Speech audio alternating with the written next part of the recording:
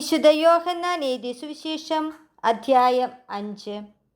ഇതിനുശേഷം യഹൂദരുടെ ഒരു തിരുനാളിന് യേശു ജെറുസലേമിലേക്ക് പോയി. ജെറുസലേമിൽ അജകവാടത്തിനടുത്ത് ഹെബ്രായ ഭാഷയിൽ ബേത്സദ എന്ന് വിളിക്കുന്ന ഒരു കുളമുണ്ടായിരുന്നു. അതിന് 5 മണ്ഡപങ്ങളും അവിടെ കുരുടരും മുടന്തരും തളർവാദക്കാരുമായ അനേകം രോഗികൾ കിടന്നിരുന്നു. 38 വർഷമായി രോഗിയായിരുന്ന ഒരുവൻ അവിടെയുണ്ടായിരുന്നു. അവൻ അവിടെ കിടക്കുന്നത് യേശു കണ്ടു. അവൻ വളരെ നാളായി കിടപ്പിലാണെന്ന് അറിഞ്ഞ് യേശു ചോദിച്ചു, സുഖം പ്രാപിക്കാൻ നിനക്ക് ആഗ്രഹമുണ്ടോ? അവൻ പറഞ്ഞു, കർത്താവേ, വെള്ളമിളകുമ്പോൾ എന്നെ കുളത്തിലേക്ക് ഇറക്കാൻ ആരുമില്ല. ഞാൻ എത്തുമ്പോഴേക്കും മറ്റൊരുവൻ വെള്ളത്തിൽ ഇറങ്ങിക്കഴിഞ്ഞിരിക്കും. യേശു അവനോട് പറഞ്ഞു, എഴുന്നേറ്റ് കിടക്കയെടുത്ത് നടക്കുക. അവൻ തൽക്ഷണം സുഖം പ്രാപിച്ച് കിടക്കയെടുത്ത് നടന്നു. അന്ന് സാബത്ത് ആയിരുന്നു. അതിനാൽ സുഖം പ്രാപിച്ച മനുഷ്യനോട് യഹൂദർ പറഞ്ഞു, ഇന്ന് സാബത്താകയാൽ കിടക്ക ചുമക്കുന്നത് നിഷിദ്ധമാണ്. അവൻ മറുപടി പറഞ്ഞു, എന്നെ സുഖപ്പെടുത്തിയവൻ നിന്റെ കിടക്കയെടുത്ത് നടക്കുക എന്ന് എന്നോട് പറഞ്ഞു. അപ്പോൾ അവർ ചോദിച്ചു, കിടക്കയെടുത്ത് നടക്കുക എന്ന് നിന്നോട് പറഞ്ഞവൻ ആരാണ്? അവിടെ ഉണ്ടായിരുന്ന ജനക്കൂട്ടത്തിൽ യേശു മറഞ്ഞു കഴിഞ്ഞിരുന്നതിനാൽ അവൻ ആരാണെന്ന് സുഖം പ്രാപിച്ചവൻ അറിഞ്ഞിരുന്നില്ല.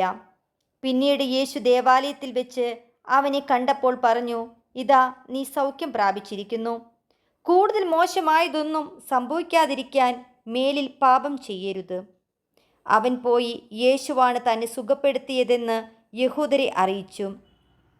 സാബത്തിൽ ഇപ്രകാരം പ്രവർത്തിച്ചതിനാൽ യഹൂദർ യേശുവിനെ ദ്വേഷിച്ചു. യേശു അവരോട് പറഞ്ഞു, എൻ്റെ പിതാവ് ഇപ്പോഴും പ്രവർത്തന നിരതനാണ്, ഞാനും പ്രവർത്തിക്കുന്നു. ഇതുമൂലം അവനെ വധിക്കാൻ യഹൂദർ കൂടുതലായി പരിശ്രമിച്ചു.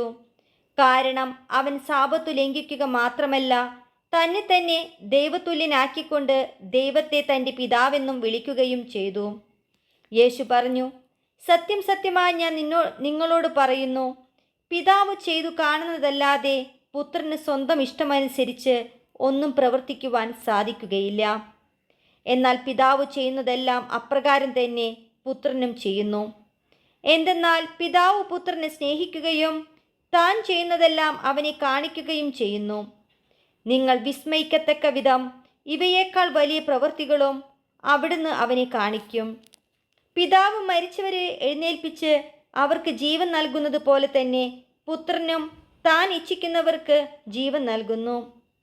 പിതാവ് ആരെയും വിധിക്കുന്നില്ല, വിധി മുഴുവനും അവിടുന്ന് പുത്രനെ ഏൽപ്പിച്ചിരിക്കുന്നു. പിതാവിനെ ആദരിക്കുന്നത് പോലെ തന്നെ എല്ലാവരും പുത്രനെയും ആദരിക്കേണ്ടതിനാണ് ഇത്. പുത്രനെ ആദരിക്കാത്തവരാരും അവനെ അയച്ച പിതാവിനെയും ആദരിക്കുന്നില്ല. സത്യം സത്യമായി ഞാൻ നിങ്ങളോട് പറയുന്നു, എൻ്റെ വചനം കേൾക്കുകയും എന്നെ അയച്ചവന് വിശ്വസിക്കുകയും ചെയ്യുന്നവന് നിത്യജീവനുണ്ട്. അവന് ശിക്ഷാവിധി ഉണ്ടാകുന്നില്ല. പ്രത്യുത അവൻ മരണത്തിൽ നിന്ന് ജീവനിലേക്ക് കടന്നിരിക്കുന്നു.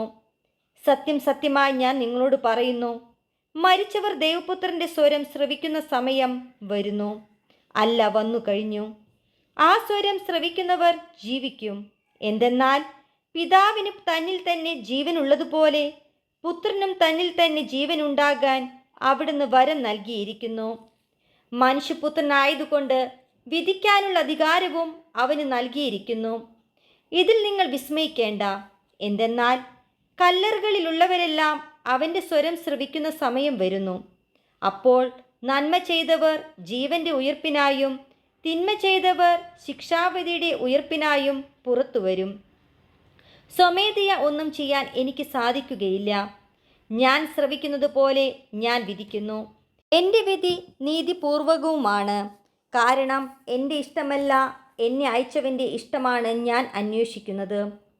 ഞാൻ എന്നെക്കുറിച്ച് തന്നെ സാക്ഷ്യപ്പെടുത്തുന്നെങ്കിൽ എൻ്റെ സാക്ഷ്യം സത്യമല്ല. എന്നെക്കുറിച്ച് സാക്ഷ്യം നൽകുന്ന വേറൊരാളുണ്ട്. എന്നെക്കുറിച്ചുള്ള അവൻ്റെ സാക്ഷ്യം സത്യമാണെന്ന് എനിക്കറിയാം. നിങ്ങൾ യോഹന്നാൻ്റെ അടുത്തേക്ക് ആളയച്ചു. അവൻ സത്യത്തിന് സാക്ഷ്യം നൽകുകയും ചെയ്തു.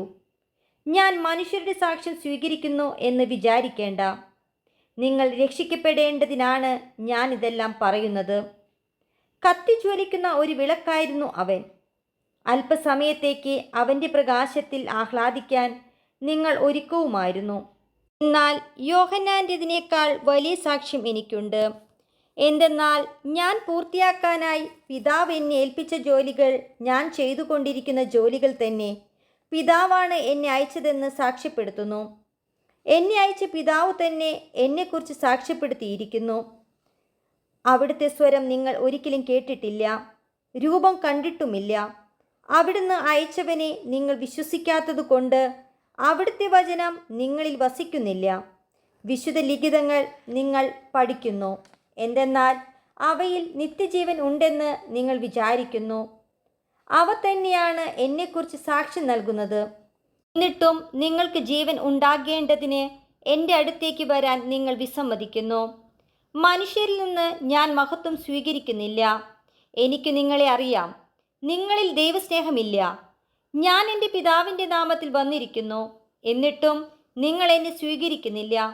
എന്നാൽ മറ്റൊരുവൻ സ്വന്തം നാമത്തിൽ വന്നാൽ നിങ്ങൾ അവനെ സ്വീകരിക്കും. പരസ്പരം മഹത്വം സ്വീകരിക്കുകയും ഏക ദൈവത്തിൽ നിന്ന് വരുന്ന മഹത്വം അന്വേഷിക്കാതിരിക്കുകയും ചെയ്യുന്ന നിങ്ങൾക്ക് എങ്ങനെ വിശ്വസിക്കാൻ കഴിയും?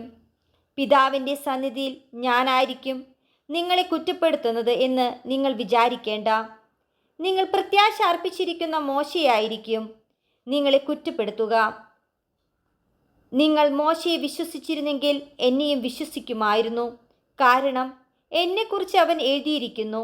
എന്നാൽ അവൻ എഴുതിയവ നിങ്ങൾ വിശ്വസിക്കുന്നില്ലെങ്കിൽ പിന്നെ എൻ്റെ വാക്കുകൾ എങ്ങനെ വിശ്വസിക്കും?